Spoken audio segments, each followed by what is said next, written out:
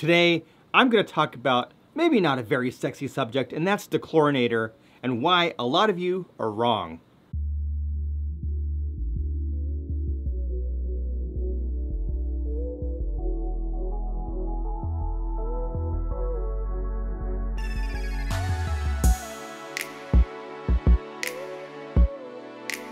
Hey fish friends, how's it going? Hope you're doing well. My name is Zenzo from Tazawa Tanks. Now, I've made other videos in the past talking about dechlorinators, talking about different types of chemicals and additives that you would want to use in your aquariums for various reasons. And I would say, for the most part, that I'm not a huge proponent of using lots of different chemicals and additives if you don't need them. But I've been reading some comments on some of the videos that I made in the past, as well as some of the videos of some other creators here on YouTube when it comes to dechlorinator. And I feel very strongly about this, so I'm going to talk about it today. I decided to make a video again and talk about the subject and tell you why some of you out there are actually incorrect in what you're writing. Now, when we're talking about dechlorinators, we are talking about a chemical that you are adding to your aquarium that removes chlorine or chloramine. I happen to use these two products. This is Fritz Complete, and this is a Fritz ACCR. These basically will remove the chlorine and the chloramine from your aquariums. One's a powder form and one is a liquid form. There are lots of other brands out there. I've used some other brands in the past. These are the brands that I happen to use now.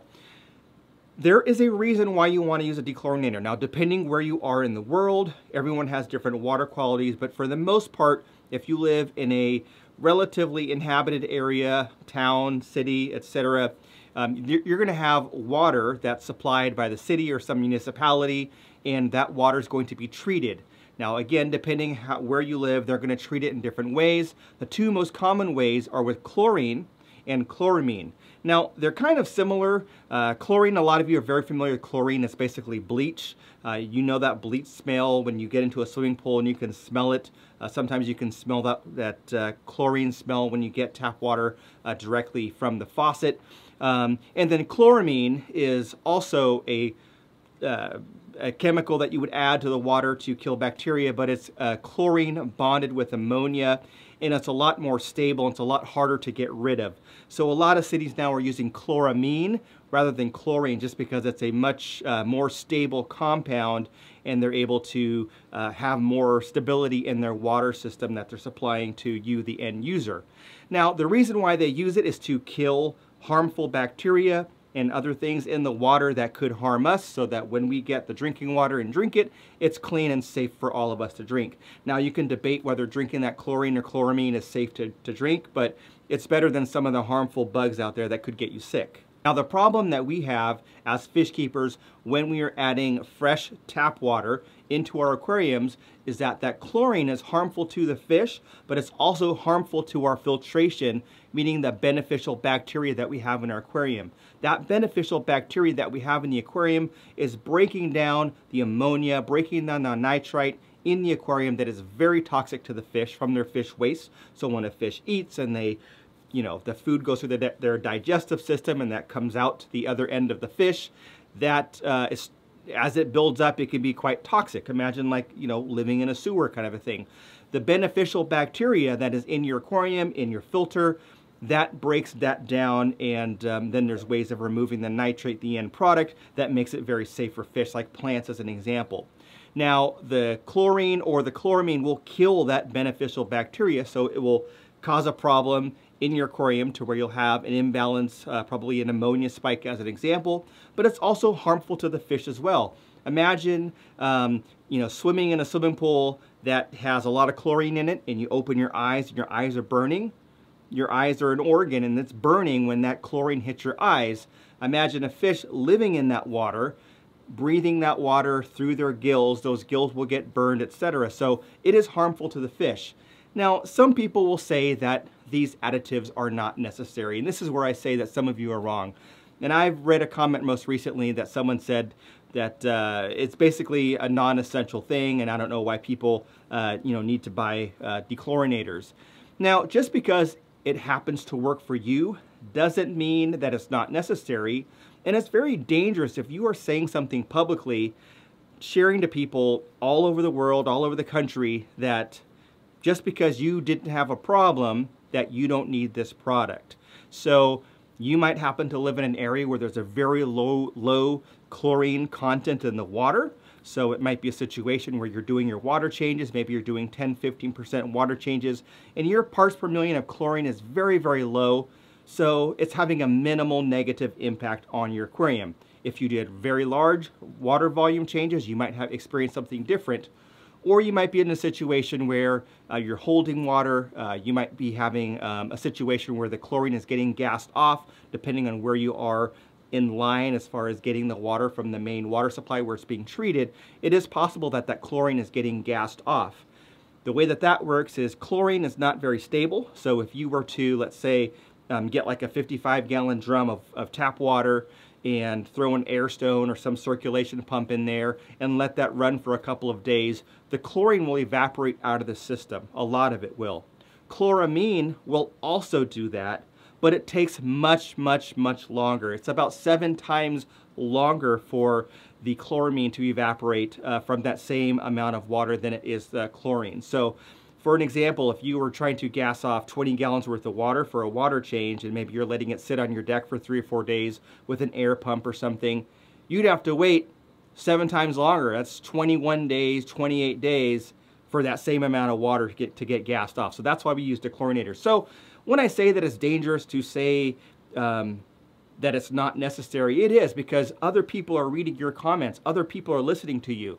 You might comment on someone's video or someone's post, and let's say that there's a new fish keeper, some young kid or something got their first fish. They live in a city like I do where we have chloramine and it's a very high concentrate. They see your comment and you write that it's a waste of money and it's not necessary.